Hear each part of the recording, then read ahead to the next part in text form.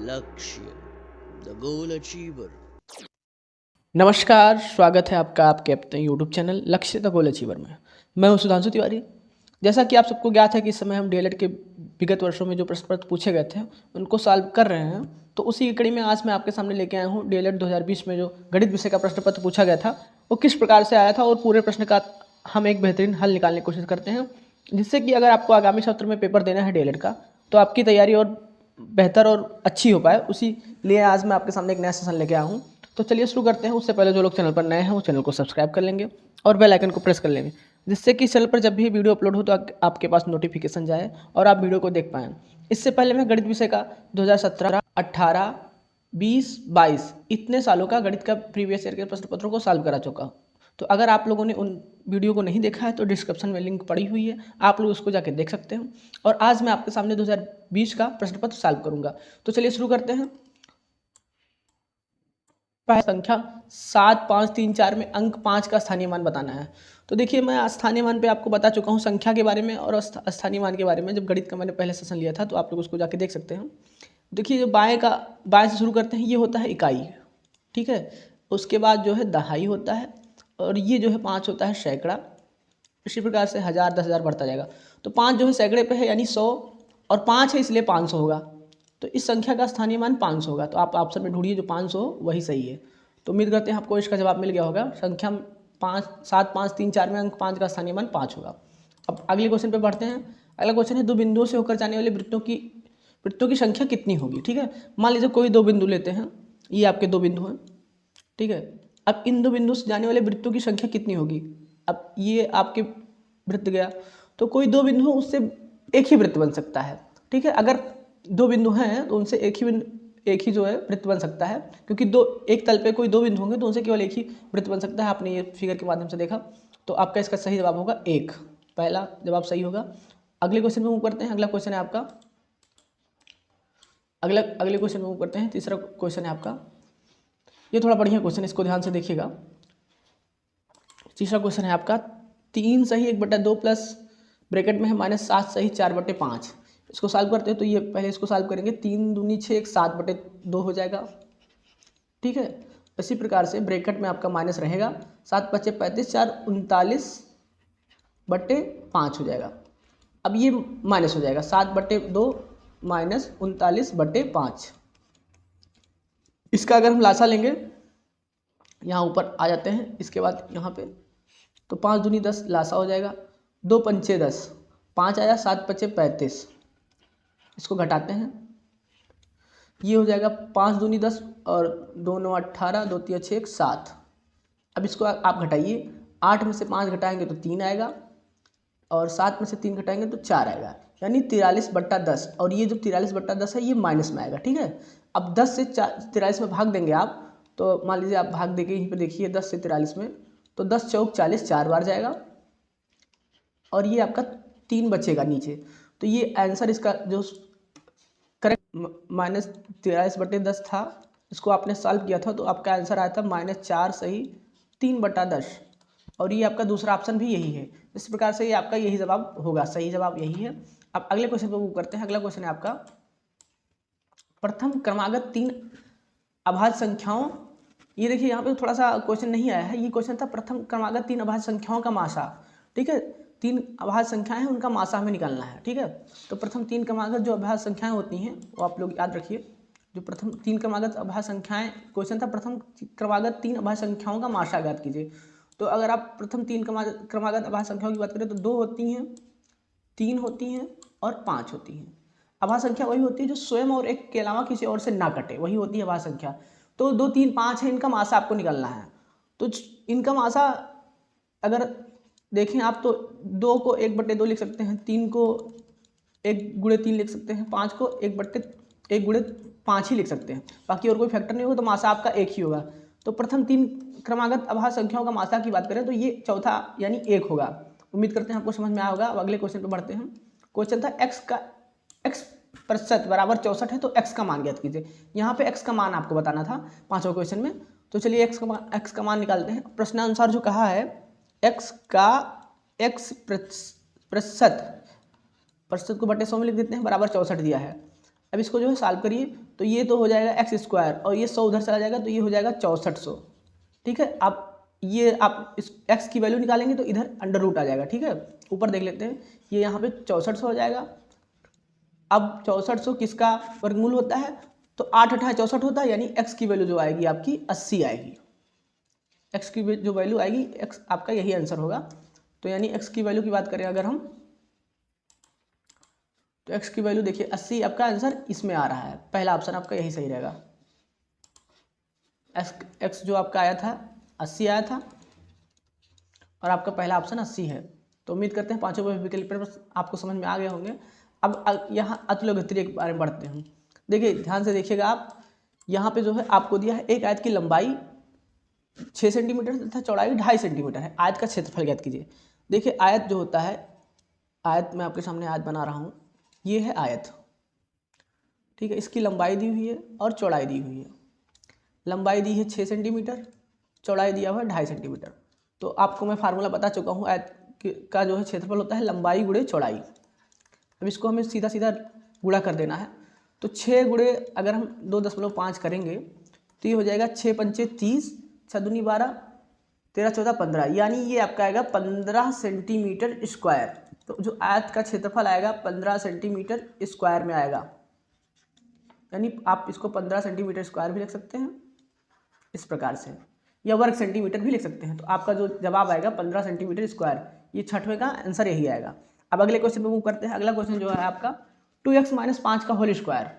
अगर आपने a - b का होल स्क्वायर का फार्मूला याद हो आपको, तो उसी फार्मूले पे ये अगर हम फार्मूले को विस्तार कर देंगे तो ये होता है a square plus b square minus 2ab। अब इसी फार्मूले पे हम ये भी रखते हैं, तो यहाँ पे a की जगह पे है 2x, इसका स्क्वायर हो जाएगा, b की जगह पे है 5, इसका स्क्वायर हो जाएगा, और माइनस 2ab, a की जगह पे है 2x और b की जगह पे है 5। ठीक है, अब इसको सॉल्व करते हैं तो ये 4x स्क्वायर हो जाएगा, ये हो जाएगा 25 और ये हो जाएगा 5 दूनी 10 दूना 20x। और अच्छे फॉर्म में इसको लिख लेते हैं, 4x स्क्वायर माइनस 20x और प्लस 25, यही इसका सही जवाब आएगा। आपका आंसर 7वें क्वेश्चन का यही आएगा। अब अगले क्वेश्चन पर मूव करते हैं।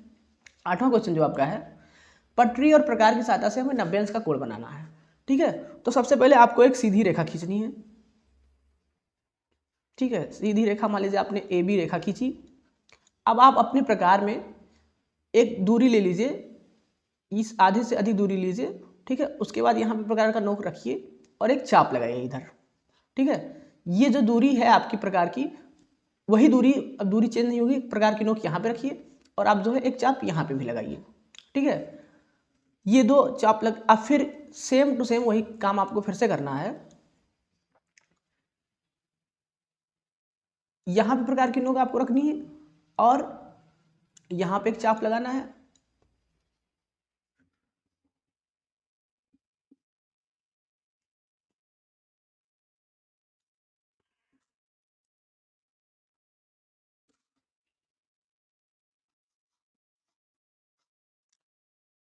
ठीक है, तो ये जो है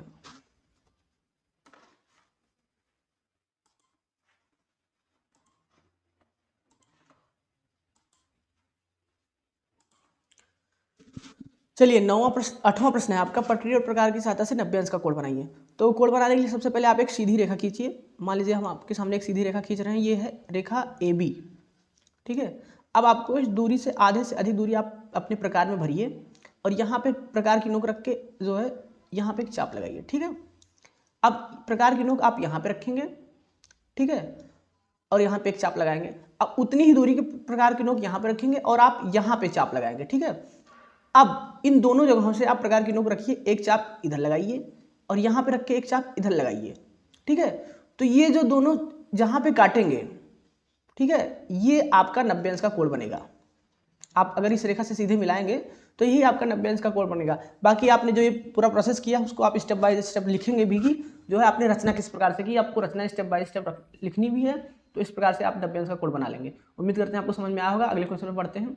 अगला क्वेश्चन 9वां, a - b में क्या जोड़ें कि योगफल 2a + b हो जाए। ठीक है, तो हम मान लेते हैं कि अगर a - b, 9वां क्वेश्चन है, आप लोग ध्यान दीजिएगा, a - b में हम अगर y जोड़ें तो ये जो योगफल है ये 2a+b हो जाएगा। ठीक है, अब हमें क्या जोड़े यही निकालना है, तो हमें y की वैल्यू निकालनी है। ठीक है, अब हम y इधर रोकते हैं और बाकी सब चीज़ें इधर भेज देंगे। 2a+b, तो ये जो है a इधर आएगा तो माइनस में हो जाएगा, और b माइनस में है तो इधर आएगा प्लस में हो जाएगा। अब हम इसको घटा लेते हैं, 2a में से a घट जाएगा, a हो जाएगा प्लस 2b हो जाएगा। ठीक है, तो ये आपकी जो वैल्यू है क्या जोड़े, तो यही आपका जोड़े, अगर a+2b जोड़े तो हमारा जो है 2a+b आ जाएगा। और ठीक इसी प्रकार से 2017 में एक प्रश्न पूछा गया था, उसमें y के टर्म में था, तो उसका भी आंसर जो है x+2y आ रहा था। अगर आप लोगों ने सॉल्व किया हो 2017 का तो आपको याद होगा। तो इस प्रकार से ही प्रश्न पूछे जा सकते हैं। उम्मीद करते हैं आपको समझ में आया होगा। अगले क्वेश्चन पर पढ़ते हैं। अगला क्वेश्चन है आपका 4 अंकों की सबसे बड़ी प्राकृतिक संख्या और सबसे छोटी संख्या का अंतर निकालना है। तो अगर आपको 4 अंकों की सबसे बड़ी प्राकृतिक संख्या मालूम हो तो जितनी अंकों की सबसे बड़ी संख्या निकालना होता है उतना हम 9 लिख देते हैं, और सबसे छोटी संख्या यानी 4 अंकों को ही सबसे छोटी संख्या आपको लिखना है और इसका अंतर हमें निकालना है। तो इसको घटा देते हैं, 9 हो जाएगा, 9 हो जाएगा, 9 हो जाएगा, और 9 में से 1 घटा देंगे तो ये यहाँ पे देखिए, यहाँ पे ये 9 में से 1 घटाएंगे तो ये 8 हो जाएगा। तो इस प्रकार से ये 4 अंकों की सबसे बड़ी और सबसे छोटी प्राकृतिक संख्याओं का अंतर आपका यही आएगा। उम्मीद करते हैं आपको 10वां सवाल भी समझ में आ गया होगा। अब अगले क्वेश्चन पे मूव करते हैं। अगला क्वेश्चन है आपका 5, 10 व 15 का लघुत्तम समापवर्त निकालना है आपको। तो जो लघुत्तम समापवर्त होता है यानी लीस्ट कॉमन फैक्टर, इसको निकालने के लिए आपको एक ही तरीका, सबसे अच्छा तरीका होता है कि जो है आप जो है ऐसे एक लाइन खींचिए, यहाँ पे लिखिए 5, 10 और 15। सबसे बेस्ट तरीका होता है निकालने का मेरे हिसाब से। आप यहाँ पे आप 2 से भाग देना शुरू करिए, 2 पंचे 10, 15 तो वैसे रहेगा। अब आप जो है 3 से भाग दीजिए, ये 5 वैसे लिखा जाएगा क्योंकि कटेगा नहीं, 3 पचे 15। अब आप जो है 5 से काट सकते हैं, 1 1 1 आएगा। तो ये जो है आप यही गुणा करके लिख दीजिए, यही आपका जो है आपका लासा होगा, माफ कीजिएगा, यही आपका लासा होगा, लीस्ट कॉमन फैक्टर। तो 3 दूनी 6 पंचे 30, यानी इसका आपका जो है लासा आएगा वो आएगा 30। उम्मीद करते हैं आपको समझ में आया होगा। चाहे जितनी भी संख्याएं हों, अगर आपको लासा निकालना है तो इसी प्रकार से आप लाइन से डिवाइड करते जाइए। 2 से शुरू करिए, 3 से शुरू करिए, फिर 4 से 5 से कटता जाएगा। आपका इधर जितना भी आएगा उनको जो है गुणा करके लिख दीजिए, आपका लासा है। अगर आप मासा पूछा जाए तो मासा को आप जो है गुणनखंड कर लीजिए, उसमें जो सबसे कॉमन फैक्टर होगा छोटा वाला, वही आपका मासा होगा। तो उम्मीद करते हैं आपको समझ में आया होगा। अब बढ़ते हैं लघुत्तरीय प्रश्नों की तरफ। लघुत्तरीय प्रश्न देखिए, पहला क्वेश्चन है आपका 12वां। एक वस्तु 20 रुपये में बेचने पर 5 रुपये की हानि होती है, तो प्रतिशत हानि हमें निकालना है। ठीक है, तो देखिए 5 रुपये की हानि होती है, 20 रुपये में बेची जाती है। तो जो 20 रुपये आपको दिया है ये विक्रय मूल्य दिया है, याद रखिएगा, विक्रय मूल्य दिया है आपका 20 रुपये और हानि भी दिया है आपका 5 रुपये, और हमें प्रतिशत हानि निकालना है। तो प्रतिशत हानि निकालने का फार्मूला होता है जो आपका, वो होता है हानि बटे क्रय मूल्य गुणे 100। तो हमें सबसे पहले क्रय मूल्य निकालना है। तो जो हानि होगी तो जब ही होगी जब आपका क्रय मूल्य में से विक्रय मूल्य घटाया जाएगा। अगर विक्रय मूल्य में से क्रय मूल्य घट रहा है तो अब तो आपको लाभ होगा, लेकिन अगर उल्टा हो रहा है, क्रय मूल्य में से विक्रय मूल्य घट रहा है, तो वहाँ पे आपको हानि होगी। और ये हानि हमें दी है 5 रुपये, ये हमें निकालना है क्रय मूल्य, और विक्रय मूल्य जो है आपका दिया है 20 रुपये। तो ये इसको इधर भेज देते हैं, तो आपका जो 25 रुपये आ जाएगा क्रय मूल्य। ठीक है, उम्मीद करते हैं आपको समझ में आया होगा यहाँ तक। क्रय मूल्य आपका जो है आएगा 25 रुपये। अब क्रय मूल्य अगर आपका 25 रुपये आ गया तो आगे आपको फार्मूला पता है, प्रतिशत हानि बराबर जो होता है, प्रतिशत हानि बराबर होता है हानि बटा क्रय मूल्य गुणे 100। क्रय मूल्य आपको मालूम है 25 आया था, हानि जो है आपको 5 रुपये था, यहाँ पे 25 आया था, क्रय मूल्य आपने निकाला था, यहाँ पे 100। अब इसको जो है हल कर लीजिए, 25 चौका 100, 4 पंचे 20, यानी 20% की उसको हानि होगी। ये जो हानि होगी आप एक वस्तु को बेचने पर 5 रुपये की हानि थी, 20 रुपये में बेचने पर, तो प्रतिशत हानि आपकी 20% की प्रतिशत हानि होगी। उम्मीद करते हैं आपको समझ में आया होगा। अगला क्वेश्चन है आपका, वह छोटी छोटी संख्या ज्ञात कीजिए जिसमें यदि हम 15, 20, 36 और 48 से अलग अलग भाग दें तो प्रत्येक स्थिति में 8 शेष बचे। तो प्रश्न अगर आपने ध्यान से पढ़ा तो छोटी से छोटी संख्या की बात हो रही है, यानी ये लासा मासा का ही सवाल है। तो छोटी से छोटी संख्या यानी लीस्ट कॉमन फैक्टर। तो अगर हम ये जो संख्याएं दी हुई है 15, 20, 36, 48, इनका लासा निकाल लें, और अगला प्रश्न कह रहा है कि प्रत्येक स्थिति में 8 शेष बचे, यानी 8 शेष बचे, यानी घटाने पे 8 शेष बचे। तो अगर हम लासा निकालें उसमें 8 जोड़ दें तो हमें वो छोटी से छोटी संख्या ज्ञात हो जाएगी। तो चलिए इन जो संख्याएं हैं इनका मासा निकालते हैं। इनका मासा इसी प्रकार से निकलेगा कि जो है पहले हम निकालते हैं, मासा निकालने की विधि मैं आपको बता चुका हूँ, 15, 20, 36 और 48। ये सबसे बेस्ट विधि होती है अगर आप मासा निकालें, चाहे जितनी संख्याएं दी हों आपको। तो इसको आप ऐसे करते चले जाइए और काटते, अच्छी बात है, नहीं तो फिर अगली संख्या से काटते हैं। ये देखिए 15 नहीं कटेगा, 2 दहमा 20 हो जाएगा, 2 18 36 हो जाएगा और 24 दूना 48 होता है। ठीक है, ऐसे काटते चले जाएंगे। 2 से फिर कटेगा, ये 15 नहीं कटेगा, ये 2 पंचे 10 हो जाएगा, 2 9 18 हो जाएगा, 2 बरहियाँ 24 हो जाएगा। फिर ये 2 से कटेगा आपका 15 5 9 2 छक 12। फिर ये 2 से कटेगा, 2 3 6, बाकी आपका ऐसे लिख जाएगा। अब ये 3 से कटेगा, 3 से अगर हम काटते हैं तो 3 पचे 15, 5 वैसे रहेगा, 3 त्रिक 9, 3 एकन्नम 3। फिर ये एक बार 3 से कटेगा, 5 लिखा है आपका, 5 लिखा है, 3 एकन्नम 3, 3 एकन्नम 3। अब ये 5 बार जाएगा आपका, 5 से एक बार में कट जाएगा। तो अगर आप इन सबको गुणा कर दें जो भी आया है तो आपका मासा पता चल जाएगा। तो 2 दूनी 4, दूनी 8, दूनी 16, 16 दूनी 32, 16 3 48, 48 और 48 को अगर 6 से गुणा करें हम, तो 48 को अगर आप 6 से गुणा करें, 2 दूनी 4, दूनी 8, 8 दूनी 16, 16 32, 16 3 48, 48 छक्का होता है आपका 720, 48 छक्का 720 होता है। और कहा था कि सब में से 8 घटाने पर जो है आपका 15, तो आपका ये लासा निकल गया है। प्रत्येक स्थिति में 8 शेष बचे, यानी घटाने पर, तो हम वो 8 यहीं पे जोड़ देंगे इसमें, तो ये आपका जो है 728 हो जाएगा। ठीक है, अब 728 है, आपको आंसर चेक करना है। अगर आपका मान लीजिए तो 728 आएगा प्रत्येक स्थिति में। ये छोटी छोटी संख्या है जिसमें अगर 15 से भी भाग देंगे तो 8 बचेगा, 20 से भी भाग देंगे तो शेषफल 8 बचेगा, 36 से भाग देंगे तो 8 बचेगा, 48 से भाग देंगे तो 8 बचेगा। हम दो संख्याओं का चेक कर लेते हैं। अगर हम 15 से इसमें भाग देते हैं तो 15 30, 15 मतलब 15 चौके 60 होता है। ठीक है, यहाँ पे अगर हम इसको घटाते हैं तो ये आपका 128 बचा। अब 15 8 120, 8 बार जाएगा। ठीक है, तो ये देखिए शेषफल आपका 8 बच रहा है। यही क्वेश्चन भी कर रहा था, अगर 15 से भाग दें उस छोटी छोटी संख्या में तो ये 728 है, इसमें 8 शेष बच रहा है। ठीक है, एक हम और चेक कर लेते हैं आपके लिए। अगर 36 से हम भाग देते हैं 728 में तो भी अगर 8 शेष बच रहा है तो यानी ये संख्या हमारी सही है। तो 36 दूना 72 होता है। ठीक है, बाकी ये आपका 8 शेष बचा। तो उम्मीद करते हैं आपको समझ में आ गया होगा कि हमने इन चारों संख्याओं का लासा निकाल लिया और कहा था प्रत्येक स्थिति में 8 शेष बचे, तो शेष बचना चाहिए, शेष घटाने बचता है तो हम इधर कर लेंगे, जोड़ देंगे। 720 आया था, उसमें 8 जोड़ दिए, 728। और इस तरीके से आपने चेक भी कर लिया। 15 से भाग दे रहे हैं 728 में तो भी आपका 8 शेष बच रहा है, 36 से भाग दे रहे हैं तब भी 8 शेष बच रहा है, 20 और 48 से भी भाग देंगे तब भी 8 शेष बचेगा। अब अगले प्रश्न पे बढ़ते हैं। एक रेलगाड़ी जिसकी लंबाई 30 मीटर है, 120 मीटर लंबे प्लेटफॉर्म को 12 सेकंड में पार कर रही है, तो रेलगाड़ी की चाल हमें बतानी है किलोमीटर प्रति घंटे में। तो ध्यान दीजिए, अगर मान लीजिए ये रेलगाड़ी है 15, ये जो रेलगाड़ी की लंबाई है 30 मीटर है। ठीक है, वो 120 मीटर लंबे प्लेटफॉर्म को पार कर रही है।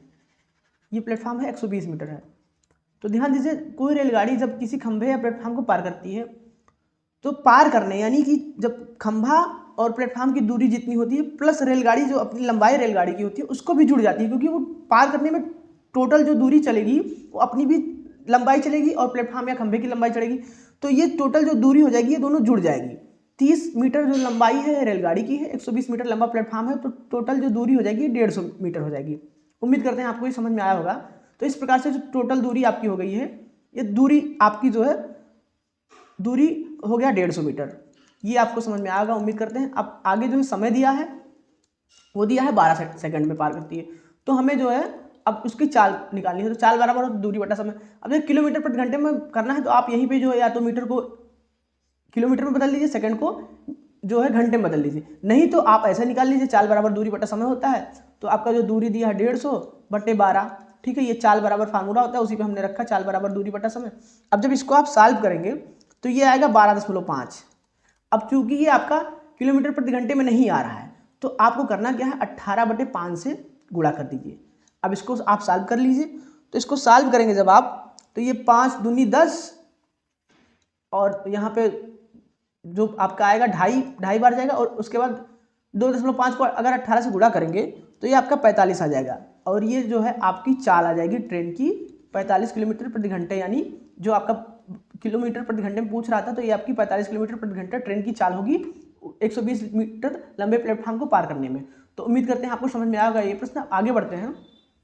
अगला प्रश्न है, ये देखिए कोष्टक का है, ब्रैकेट का, बोर्डमास के नियम से सॉल्व होगा। इसमें इसको जो है आते हुए भी गलतियां होती है तो सावधानी बरतिएगा आप लोग। इसको सॉल्व करते हैं बढ़िया। पहले हम ब्रैकेट ये बार ब्रैकेट सॉल्व करेंगे, उसके बाद छोटा ब्रैकेट, फिर मझला ब्रैकेट, फिर बड़ा ब्रैकेट। तो देखिए 15 माइनस 6 माइनस मझला ब्रैकेट 5 प्लस छोटा ब्रैकेट 4। अब ये बार ब्रैकेट को यहीं सॉल्व कर ले तो 2 में से 1 घटा देंगे तो 1 आएगा, तो यहाँ पे जो है 1 हो जाएगा, ये ब्रैकेट सब बंद हो जाएंगे। ठीक है, अब आगे सॉल्व करते हैं। 15 माइनस 6 माइनस 5 प्लस ये 4 में से 1 घट जाएगा तो 3 हो जाएगा। उम्मीद करते हैं आपको समझ में आ रहा होगा। अब 15 माइनस 6, यहाँ पे जो है 5 3 8 हो जाएगा। ठीक है, अब ये 6 में से 8 घटाएंगे तो ये हो जाएगा -2 आ जाएगा, लेकिन ये जो -2 आ जाएगा बाहर भी माइनस है, तो ये माइनस माइनस प्लस हो जाएगा, 15 + 2 हो जाएगा और इसका आंसर आएगा 17। तो आप लोग ध्यान से सॉल्व करिएगा, इसका आंसर जो है 17 ही आएगा, 13 नहीं आएगा। बहुत लोगों का इसका आंसर 13 भी आ जाएगा, वो गलती कर रहे हैं। इसका आंसर 17 ही आएगा, याद रखिएगा आप लोग। अब अगले क्वेश्चन पे मूव करते हैं। अगला क्वेश्चन है आपका, देखिए दिया हुआ है पार्श्व त्रिभुज में त्रिभुज का परिमाप ज्ञात कीजिए। ये त्रिभुज की भुजाएं दी हुई हैं और ये जो त्रिभुज की जो भुजाएं हैं वो ए और बी के फॉर्म में दी हुई हैं और ए बी का हमें वैल्यू भी दिया हुआ है, ये हिंट रख देना। तो देखिए अगर किसी भी चीज़ का परिमाप दिया हुआ है तो जितनी भी भुजाएं होती हैं उनको आपस में जोड़ देते हैं, उसका परिमाप निकल जाता है। अब त्रिभुज की तीनों भुजाएं दी हैं, इनको हम आपस में जोड़ देते हैं तो उसका परिमाप निकल जाएगा। तो एक भुजा है 2a - b, दूसरी भुजा है a + b और तीसरी भुजा है 3a - b। अब इनको आपस में जोड़िए अगर आप, तो a को पहले जोड़ते हैं, 3a 2 1 और 1 3a + 3a 6a हो जाएगा और ये b कट जाएगा, एक b भी आपके पास बटेगा, 6a - b। अब a और b की वैल्यू दी है यहाँ पे, देखिए ध्यान से, इसको जो है आप यहीं पे पुट कर दीजिए जो आपका परिमाप आया है। तो 3 रखेंगे तो 6 × 18 और अगर यहाँ पे b की वैल्यू 2 है, 18 में से 2 घटा देंगे आप, जो है ये आपका 16 सेंटीमीटर आएगा त्रिभुज का परिमाप। आपने जो है परिमाप का फार्मूला होता है तीनों भुजाओं का योग, चाहे त्रिभुज का होता है तीनों भुजाओं का, जिसका भी परिमाप पूछा जाए सभी भुजाओं का योग कर दीजिए। आपने योग कर दिया, ए और बी की वैल्यू फॉर्म में आया था, ए और बी की वैल्यू दी है, आपने यहाँ पे डाल दिया, ए और बी की वैल्यू पुट कर दिया तो ये 16 सेंटीमीटर आया। अब अगले क्वेश्चन पे मूव करते हैं। अगला क्वेश्चन है आपका 17वां क्वेश्चन की बात करें तो ये क्वेश्चन थोड़ा अच्छे हैं, इनको ध्यान दीजिएगा। 17वां क्वेश्चन है, एक कमरा 15 मीटर 17 सेंटीमीटर लंबा है तथा 9 मीटर 2 सेंटीमीटर चौड़ा है। मान लीजिए एक 15 मीटर और 17 सेंटीमीटर लंबा। ठीक है, कमरा पहले हम बनाते हैं। ये आपका कमरा है, ये 15 सेंटीमीटर और 17 सेंटीमीटर है, तो इसको हम सेंटीमीटर में ही पहले कर लेते हैं। ठीक है, 15 मीटर और 17 सेंटीमीटर, यानी 1 मीटर में 100 सेंटीमीटर, तो 15 मीटर में 1500 सेंटीमीटर हो जाएंगे। ठीक है, तो यहाँ पे इसकी जो लंबाई है इसको हम सीधा कन्वर्ट कर ले रहे हैं 1500, और जो 17 सेंटीमीटर दिया है तो इसको जोड़ देंगे तो 1517 सेंटीमीटर हो जाएगी। उम्मीद करते हैं आपको समझ में आया होगा। चूंकि 15 मीटर और 17 सेंटीमीटर दिया था तो 1 मीटर में 100 सेंटीमीटर होते हैं, तो 15 मीटर में 1500 सेंटीमीटर हो जाएंगे, 17 सेंटीमीटर और दिया था तो दोनों जुड़ जाएंगे, 1517 सेंटीमीटर हो जाएंगे। ठीक इसी प्रकार से अगर हम चौड़ाई की बात करें तो 9 मीटर 2 सेंटीमीटर दिया है, 1 मीटर में 100 सेंटीमीटर, तो 9 मीटर में 900 और 2 सेंटीमीटर और दिया आपका, तो 902 सेंटीमीटर हो जाएगा। ठीक है, ये आपका लंबाई और चौड़ाई आ गया। अब क्वेश्चन करा कि इसके छत के निचले भाग में कितनी वर्गाकार टाइलें लगेंगी। तो देखिए अगर हमें ये छत है, इसके निचले भाग में यानी फर्श की बात करें, कम से कम कितनी वर्गाकार टाइलें लगें। क्वेश्चन यही था कि कम से कम, तो अगर कम से कम की बात करें, मान लीजिए यहाँ पे हम ये कोई जगह है, इसको फिल करना है, तो कम से कम कितने चीज में फिल हो जाए, तो उसकी साइज ज़्यादा से ज़्यादा होनी चाहिए, है ना, तभी तो वो कम से कम चीज में फिल हो जाएगा। अगर साइज ज़्यादा से ज़्यादा होगा तो ज़्यादा से ज़्यादा यानी आपको हाईएस्ट कॉमन फैक्टर निकालना है। अब हाईएस्ट कॉमन फैक्टर यानी बड़ी से बड़ी संख्या निकालनी है, तो आपको यहाँ पे 1517 जो लंबाई है और जो चौड़ाई है 902, इसका अगर आप मासा निकाल लें तो वही आपका जो इसका साइज पता चल जाएगा कि वर्गाकार टाइलें कितनी लगेंगी। फिर आप जो है जो ये लंबाई चौड़ाई दी है कमरे का, इसका क्षेत्रफल निकाल लेंगे और वर्गाकार टाइल जो आपका साइज आएगा उससे भाग दे देंगे, तो आपको पता चल जाएगा कितनी वर्गाकार टाइल लगेंगी। तो चूंकि आपको लंबाई चौड़ाई पता है, इसका आप मासा निकाल लीजिए। 1517 और 902 का जब आप मासा निकालेंगे तो ये आएगा 41 सेंटीमीटर। अब ये जो वर्गाकार टाइल है इसकी लंबाई भी 41 रहेगी, चौड़ाई भी 41 रहेगी। ठीक है, उम्मीद करते हैं आपको यहाँ तक समझ में आया होगा। अब चूंकि कह रहा कितनी ईंटें लगेंगी, तो हम कमरे का क्षेत्रफल जो होता है उससे, और जो ये आपका भुजा है, भुजा स्क्वायर होता है वर्ग का क्षेत्रफल, इससे भाग दे दें तो ये आपका जो है पता चल जाएगा कि कितनी वर्गाकार ईंटें लगेंगी। तो चलिए कमरे का क्षेत्रफल प्लस जो है वर्ग का क्षेत्रफल होता है भुजा स्क्वायर। अब वर्ग का जो आपको भुजा मालूम हो गया 41, लंबाई गुणे चौड़ाई आपको मालूम था 1517 है गुणे 902, और भुजा स्क्वायर होता है यानी भुजा आपको मालूम है 41 गुणे 41, आप ऐसे लिख दीजिए। अब जब आप इसको सॉल्व करेंगे तो 41 से 1517 को काटेंगे तो ये आपका 37 आएगा, और इसको जब काटेंगे आप और जब आप इसका गुणा करेंगे तो ये आएगा 814। 37 और 22 को आप गुणा कर लीजिएगा तो ये आपका 814 आएगा। यानी ये 814 क्या आ रहा है, ये कितनी वर्गाकार ईंटें लगेंगी, ये ईंटों। तो आपने क्या किया इस क्वेश्चन को सॉल्व करने के लिए, सबसे पहले आपने जो है सब मीटर सेंटीमीटर दोनों में दिया था, उसको आपने सेंटीमीटर में बदला, लंबाई चौड़ाई, और उसने कहा था कि कम से कम कितनी ईंटें लगेंगी। तो अगर कोई कम से कम चीज़ में भरना है तो उसकी साइज ज़्यादा रहेगी, दोनों लंबाई चौड़ाई का आपने मासा निकाल लिया। अब चूंकि मासा निकाल लिया और वर्ग की बात की जा रही थी, तो मासा निकालेंगे तो जो मासा निकलेगा आपका ये वर्ग की जो हमें भुजा मालूम हो जाएगी, और वर्ग का क्षेत्रफल होता है भुजा स्क्वायर। तो आपने जो है क्षेत्रफल जो कमरे का क्षेत्रफल है उससे अगर आप वर्ग के क्षेत्रफल से डिवाइड कर देंगे तो आपको ईंटों की संख्या पता चल जाएगी। उम्मीद करते हैं आपको समझ में आया होगा। अगले क्वेश्चन में बढ़ते हैं। अगला क्वेश्चन है किसी कक्षा के विद्यार्थियों द्वारा अगला क्वेश्चन है आपका, किसी कक्षा के विद्यार्थियों द्वारा पूर्णांक 600 में किए गए कुल अंक को दर्शाया गया है, आरेख द्वारा से निरूपित कीजिए। यानी हमें यहाँ पे इसको ये जो है आरेख बनाना है। तो आरेख का जो खासियत होता है, ध्यान दीजिएगा आप लोग, आरेख बनाने में क्या किया जाता है, देखिए इसमें हाईएस्ट जो दिया हुआ है 550 दिया हुआ है, तो आप 600 तक बना लीजिए या 700-800 तक बना लीजिए। तो देखिए ये आप जो है इसे सीधी रेखा खींचेंगे आप, एक इधर और एक इधर। अब यहाँ पे जो है आप जो प्राप्तांक रखिए, ये जो एक एक बीच का अंतर है इसको 100 रखिएगा, 100, 200, 300, 400, 500, 600, 700, 800 ऐसा बना लीजिए आप लोग। 100, 200, 300, 400, 500, 600, आपको इतने ही काम है, 550 तक काम है। अब यहाँ पे देखिए अमिता, यहाँ पे आप नाम लिखिए अमिता, और यहाँ पे आप ऊपर लिखेंगे पैमाना 1 बराबर 100 सेंटीमीटर। अब अमिता की बात करें तो 450 आ रहा है, यानी ये 400 और 500 के बीच में आएगी। तो यहाँ पे इसको हम आरेख बनाएंगे, और ये जो आरेख है इसकी जो लंबाई चौड़ाई है, इसकी चौड़ाई ये सबके बराबर रहेगी और बीच का अंतर भी सबके बराबर रहेगा। अब नमिता की बात करते हैं हम, नमिता का 300 है, यानी 100, 200, 300, नमिता का जो है आरेख जो है यहीं तक जाएगा, ठीक है। अब इसी प्रकार से दीप्ति का 400 है, तो हम दीप्ति का यहाँ तक लेके आएंगे। जो आरेख की चौड़ाई है सबकी बराबर रहेगी, बीच के अंतर भी बराबर रहेगा। अजय का 350 है, यानी 400 300 के बीच में लेके आएंगे, ये 300 से थोड़ा सा बड़ा रहेगा। 350 है तो ये जो है 400 से कम रहेगा, और ये इसका जो है चौड़ाई और इसके बीच का अंतर ये आप लोग बराबर है। इसी प्रकार से आप अमर का 500 पहुंचा दीजिएगा यहाँ तक, और नाजिया का 550 कर दीजिएगा, ये यहाँ तक हो जाएगा। तो आपको करना क्या है, इसमें आरेख की चौड़ाई प्लस दोनों के बीच की दूरी ये बराबर रखनी है आपको, और सीधा बनाइएगा, कोशिश करिएगा। तो आज के सेशन में इतना ही। उम्मीद करते हैं आपको पूरा पेपर समझ में आया होगा। धन्यवाद।